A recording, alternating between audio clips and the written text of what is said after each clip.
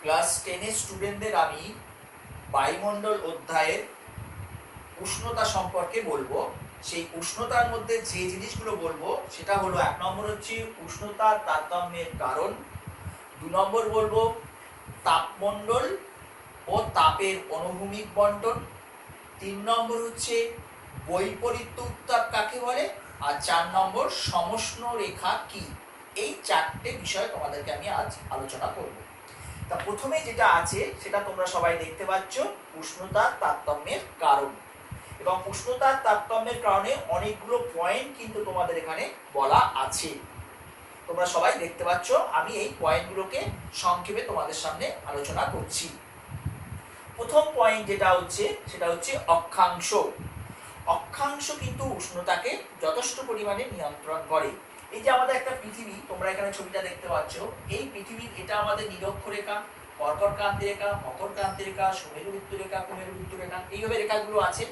তা আমরা জানি নিরক্ষরেখা থেকে যত উপরের দিকে বা নিচের দিকে নেওয়া যায় সূর্যরশ্মি তত তির্যকভাবে পড়ে। নিরক্ষরেখার ওপর কিন্তু সূর্যরশ্মি লম্বভাবে পড়ে, এবং নিরক্ষরেখা থেকে যত উপরের দিকে উঠবে তত কিন্তু সূর্যরশ্মি তির্যকভাবে পড়ে। তা লম্বভাবে যদি সূর্যরশ্মি পড়ে তাহলে স্বাভাবিকভাবে সেখানে উষ্ণতাটা বেশি। যেমন আমি যদি একটা উদাহরণ দেই, দার্জিলিং আর কলকাতা, এপ্রিল মে মাসে তুমি টেম্পারেচারটা দেখো। দার্জিলিং যেখানে আমাদের অক্ষাংশ, দার্জিলিং এর 27 ডিগ্রি উত্তর, আর কলকাতার অক্ষাংশ 22.5 ডিগ্রি উত্তর। তা ওই এপ্রিল মে মাসে দার্জিলিং এর টেম্পারেচারটা হচ্ছে 10 ডিগ্রি বা সামান্য বেশি, আবার কলকাতার সেই সময় টেম্পারেচার কিন্তু 30-35 ডিগ্রি সেন্টিগ্রেডের মতো। তাহলে দেখো কলকাতার তুলনায় দার্জিলিং অনেক ওপরে অবস্থিত, তার জন্য সেখানকার সূর্যরশ্মি তির্যকভাবে পড়েছে, তার ফলে টেম্পারেচারটা স্বাভাবিকভাবে সেখানে কম হয়েছে। সেই জন্য বলছে সূর্যরশ্মি যত লম্বভাবে পড়বে, অর্থাৎ নিরক্ষীয় অঞ্চলে লম্বভাবে পড়ে, এই জন্য উষ্ণতাটা বেশি। আর যত উপরের দিকে ওঠা যাবে তত সূর্যরশ্মি, অর্থাৎ উচ্চ অক্ষাংশের দিকে যাওয়া যাবে তত সূর্যরশ্মি কিন্তু তির্যকভাবে পড়বে, তখন টেম্পারেচারটা কমে যাবে। বলো, নেক্সট হচ্ছে উচ্চতা। তোমরা এই দেখতে পাচ্ছ পয়েন্টটা, উচ্চতা। এই উচ্চতাও কিন্তু উষ্ণতাকে নিয়ন্ত্রণ করে। যত উপরের দিকে ওঠা যাবে তত উষ্ণতা কমে, তোমরা স্তরে পড়ে এসছো, বায়ুমণ্ডলের স্তরে। এখানে যদি আমি একটা উদাহরণ দেই, মাউন্ট কিলিমাঞ্জারো, তোমরা সবাই এর নাম শুনেছো। মাউন্ট কিলিমাঞ্জারো কিন্তু নিরক্ষীয় অঞ্চলে অবস্থিত, তা সত্ত্বেও তার মাথায় বরফ। তার কারণ মাউন্ট কিলিমাঞ্জারোর উচ্চতা, উচ্চতার কারণে তার উপরে বরফ দেখা গেছে। নেক্সট যে পয়েন্টটা হচ্ছে সেটা হচ্ছে আমাদের বায়ু প্রবাহ। খুব গুরুত্বপূর্ণ পয়েন্ট, আমি যে যে পয়েন্টগুলো আগে বলছি সেইগুলো তোমরা ফলো করবে। বায়ু প্রবাহ কিন্তু দারুণভাবে আমাদের উষ্ণতাকে নিয়ন্ত্রণ করে। কোনো অঞ্চল দিয়ে উষ্ণ বায়ু প্রবাহিত হলো, আবার কোনো অঞ্চল দিয়ে যদি শীতল বায়ু প্রবাহিত হয় তাহলে কিন্তু উষ্ণতাকে যথেষ্টভাবে নিয়ন্ত্রণ করবে। ধরো লু, মার্চ এপ্রিল মাসে যখন উত্তর পূর্ব ভারতে লু চলে, লু সবাই জানে একটা গরম বায়ু, সেই লু বায়ুর প্রভাবে সেই অঞ্চলে কিন্তু মারাত্মক টেম্পারেচার বেড়ে যায়। আবার ঠিক মার্চ এপ্রিল মাসে আমাদের পশ্চিমবঙ্গে কালবৈশাখী ঝড়ের ফলে কিন্তু আমাদের টেম্পারেচারটা অনেকটা আবার কমে যায়। হলো, নেক্সট হচ্ছে দেখো স্থলভাগ ও জলভাগের বন্টন। এটা খুব গুরুত্বপূর্ণ পয়েন্ট। সূর্যরশ্মি সমপরিমাণে তাপ দিচ্ছে, তা সত্ত্বেও দেখো স্থলভাগ আর জলভাগের মধ্যে স্থলভাগ দ্রুত গরম হচ্ছে, দ্রুত শীতল হচ্ছে, আর জলভাগ ধীরে ধীরে গরম হচ্ছে, ধীরে ধীরে কিন্তু শীতল হচ্ছে। আমরা জানি এটা আমাদের নিয়ম, কঠিন পদার্থ দ্রুত গরম হয়, দ্রুত শীতল হয়, তরল পদার্থ ধীরে ধীরে গরম হয়, ধীরে ধীরে শীতল হয়। আমি যদি একটা উদাহরণ দিই তুমি বুঝতে পারবে। তুমি যদি গরমকালে পুরী বা দীঘায় বেড়াতে যাও, সেখানে টেম্পারেচার যতটা হবে, তুমি যদি দিল্লিতে বেড়াতে যাও, দিল্লির টেম্পারেচার কিন্তু অনেক বেশি হবে। তার কারণ যত সমুদ্র উপকূলের কাছাকাছি থাকবে জলবায়ু তত সমভাবাপন্ন হবে বা আরামদায়ক হবে। আমি আগেই বলেছি জলবায়ু ধীরে ধীরে গরম হয়, ধীরে ধীরে শীতল হয়। আর দিল্লির চারিদিকে কোনো সমুদ্র না থাকা নেই, তার ফলে কি হচ্ছে, সেখানকার স্থলভাগ দ্বারা বেষ্টিত, তার ফলে দ্রুত গরম হচ্ছে, দ্রুত শীতল হয়ে যাচ্ছে, জলবায়ু হয়ে যাচ্ছে চরমভাবাপন্ন। তুমি একই রকম ভাবে ভারতবর্ষের দিকে তাকাও, উত্তর ভারত আর দক্ষিণ ভারত, দেখবে উত্তর ভারতের জলবায়ুটা কিন্তু দক্ষিণ ভারতের তুলনায় অনেক বেশি সমভাবাপন্ন, কারণ দক্ষিণ ভারতের চারিদিকে জলভাগ আছে। হলো, নেক্সট যেটা হচ্ছে সেটা হচ্ছে আমাদের ভূমির ঢাল। ভূমির ঢালটা কিন্তু খুব গুরুত্বপূর্ণ। ভূমির ঢাল আমরা যদি একটা পর্বতে রাখি, তুমি যদি দেখা যায়, আমি একটা পর্বতের ছবি আঁকছি, তোমরা দেখে নাও।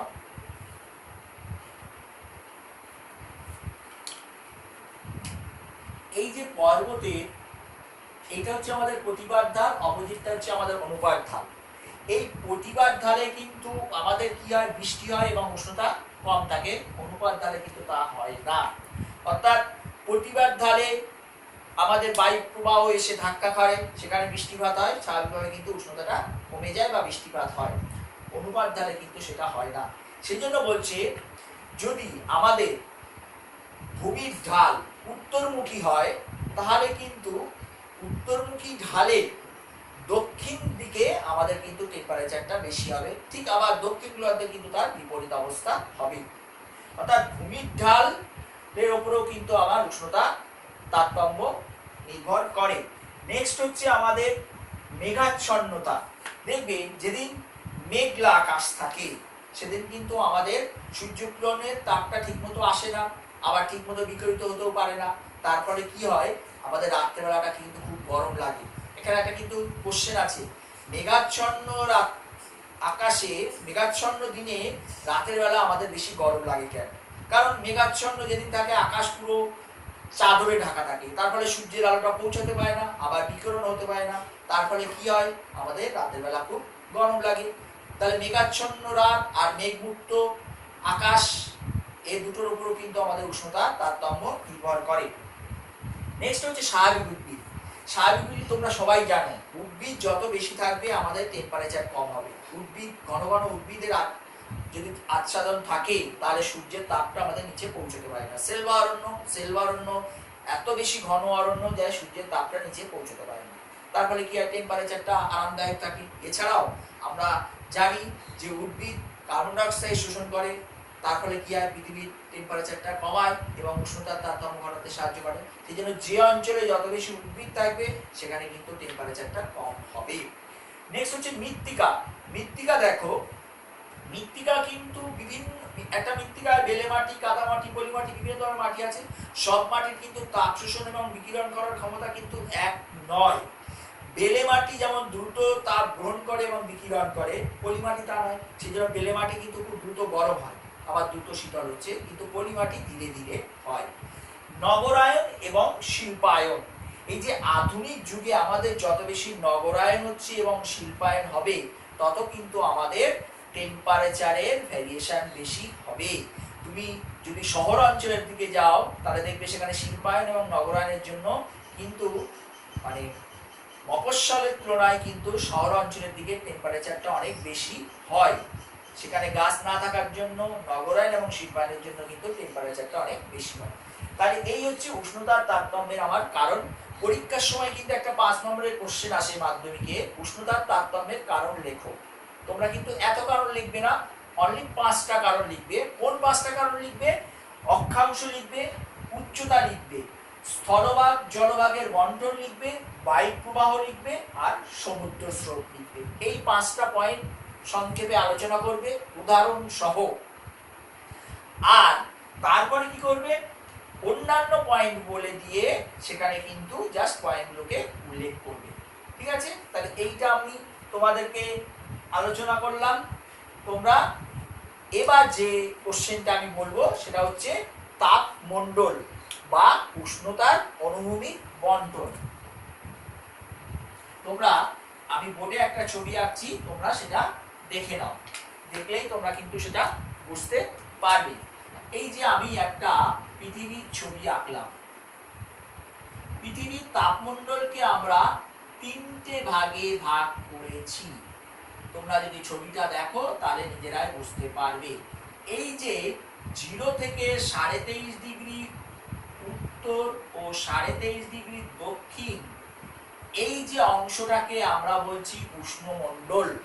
কারণ এখানে সারা বছর সূর্যরশ্মি লম্বভাবে পড়ে এবং অ্যাভারেজ টেম্পারেচার কিন্তু এখানে 27 ডিগ্রি সেন্টিগ্রেড। নেক্সট হচ্ছে 23.5 থেকে 66.5 উত্তর ও 66.5 দক্ষিণ, এই যে অংশটা আমি বলছি, যেটা গোল গোল দিয়ে দেখাচ্ছি আমি, এই যে অংশটা উভয় গোলার্ধে, এটাকে আমরা বলছি নাতিশীতোষ্ণ মণ্ডল। নাতিশীতোষ্ণ মণ্ডল কেন বলছি? কারণ এখানে সূর্যরশ্মি একটু তীর্যকভাবে পড়ে এবং এখানে টেম্পারেচার কিন্তু 27 ডিগ্রি থেকে 0 ডিগ্রি সেন্টিগ্রেডের মতো হয়। এবং এই নাতিশীতোষ্ণ মণ্ডলকে আমরা সাধারণত দুটো উপবিভাগে ভাগ করি, একটা হচ্ছে উত্তর নাতিশীতোষ্ণ মণ্ডল আর একটা হলো দক্ষিণ নাতিশীতোষ্ণ মণ্ডল।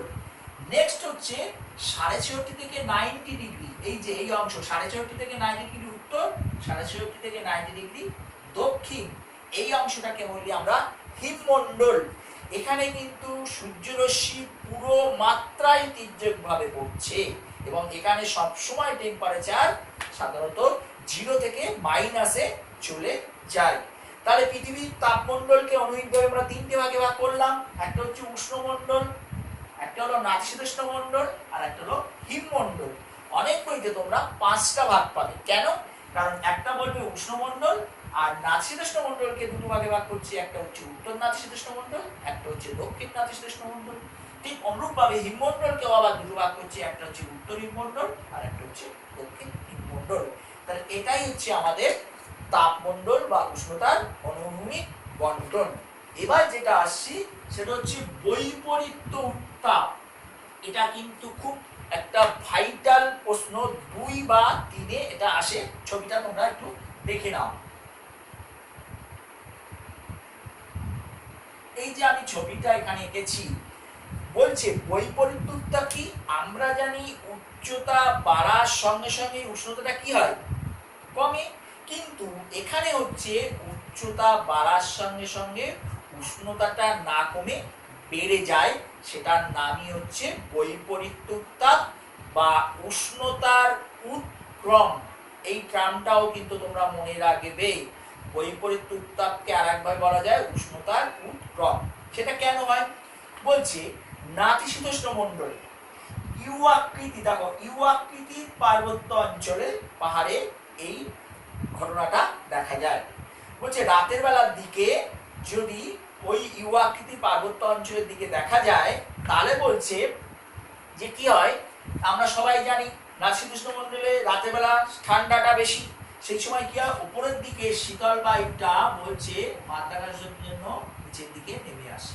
এই যে উপরের ঢাল পার্বতী ইউ আকৃতি পাহাড়ের ঢাল বরাবর শীতল বায়ুটা কিন্তু নিচের দিকে নেমে আসছে, আর নিচের যে উষ্ণ বায়ুটা ছিল সেই শীতল বায়ু উষ্ণ বায়ুকে ঠেলে উপরের দিকে এই তুলে দিচ্ছে। তার ফলে কি হলো, নিচের দিকের বায়ু শীতল হয়ে গেল, উপরের দিকের বায়ু উষ্ণ হয়ে গেল। এটাকেই বলা হয় বৈপরীত্য উত্তাপ। এই যে নিচের দিকে যে শীতল বায়ুটা নেমে আসছে, এই শীতল নিম্নগামী বায়ুটার নাম হলো ক্যাটাবেটিক বায়ু। ভালো করে মনে রাখো, ক্যাটাবেটিক বায়ু, তোমরা পড়েছো ক্যাটাবেটিক বায়ু। আর এই যে উপরের দিকে উষ্ণ বায়ুটা চলে যাচ্ছে, এটার নাম হচ্ছে অ্যানাবেটিক বায়ু। তাহলে কি হচ্ছে, শীতল নিম্নগামী বায়ুটার নাম হলো ক্যাটাবেটিক আর উষ্ণ ঊর্ধ্বগামী বায়ুটার নাম হলো অ্যানাবেটিক। তাহলে katabatic plus anabatic is equal to বৈপরীত্য উত্তাপ। কারণ উচ্চতা বাড়ার সঙ্গে সঙ্গে উষ্ণতা না কমে উষ্ণতাটা বেড়ে গেল, কারণ এই শীতল নিম্নগামী বায়ু উষ্ণ বায়ুকে ঠেলে উপরের দিকে তুলে দিয়েছে, তার ফলে কিন্তু উপরের দিকে টেম্পারেচারটা বেড়ে গেছে। এটা কিন্তু আমরা দার্জিলিংয়ে গেলে দেখতে পাবো। এবং এইরকম ঘটনার ফলে কিন্তু কুয়াশাচ্ছন্ন আবহাওয়া হয়, ঝিরঝির করে কিন্তু বৃষ্টি দেখা দেয়। হলো এবার যেটা লাস্ট আসি, সমষ্ণ রেখা কি? সমষ্ণ রেখা তোমরা সবাই জানো, কোনো সেটা ভারতের হোক বা পৃথিবীর হোক, পৃথিবীর মানচিত্রে বা ভারতের মানচিত্রে যে সমস্ত এলাকায় একই ধরনের উষ্ণতা অনুভূত হয়, সেটা যখন একটা কাল্পনিক রেখা দ্বারা যুক্ত করা হয়, যে একই উষ্ণতাযুক্ত স্থানগুলিকে আর কি যে কাল্পনিক রেখা দ্বারা যুক্ত করা হয়, তখন তাকে আমরা বলি সমষ্ণ রেখা। আমি যদি একটা ইন্ডিয়ার ছবি তোমাদের আমি দেখাই, দেখো ইন্ডিয়ার ছবিগুলোর মধ্যে যদি আমি একটু দেখি সমষ্ণ রেখাগুলো, তোমরা নিজেরা বুঝতে পারবে। বলছে সমষ্ণ রেখা, আবার বলছি একই উষ্ণতাযুক্ত স্থানগুলিকে যে কাল্পনিক রেখা দ্বারা যুক্ত করা হয়, তখন তাকে আমরা বলি সমষ্ণ রেখা। এই সমষ্ণ রেখাগুলো কিন্তু টানা হয় অক্ষরেখার সমান্তরালে, অক্ষরেখার উপর নির্ভর করে সমষ্ণ রেখাগুলো টানা হয়। দেখো সমষ্ণ রেখাগুলো কিন্তু জলভাগের উপরে কিন্তু সমান্তরাল, মানে কোনো এঁকে বেঁকে যায় না, কিন্তু স্থলভাগের উপর দিয়ে সমষ্ণ রেখাগুলো কিন্তু একটু আঁকা বাঁকা হয়, আর এটা কিন্তু একদম স্ট্রেট হয় জলভাগে। কেন? কোশ্চেনটা আসতে পারে যে জলভাগের উপর সমষ্ণ রেখাগুলো একদম স্ট্রেট, কোনো আঁকা বাঁকা নয়। স্থলভাগের উপর কেন? কারণ হচ্ছে আমি আগেই বলেছি জলভাগের টেম্পারেচার, জলভাগটা প্রায় সমধর্মী। এখানে যে উষ্ণতা খুব একটা বেশি বাড়েও না কমেও না, সেই জন্য দেখবে যে এখানকার সমষ্ণ রেখাগুলো একদম স্ট্রেট হয়। আর স্থলভাগ হচ্ছে উষ্ণতার মধ্যে যথেষ্ট তারতম্য ঘটে স্থলভাগে, তার জন্য কিন্তু সমষ্ণ রেখাগুলো স্থলভাগের ওপর একটু বেশি এঁকে বেঁকে যায়। হলো? তাহলে এই চারটে জিনিস তোমাদেরকে আমি বললাম, তোমরা অবশ্যই এটা বই থেকেও পড়ে নেবে। ধন্যবাদ।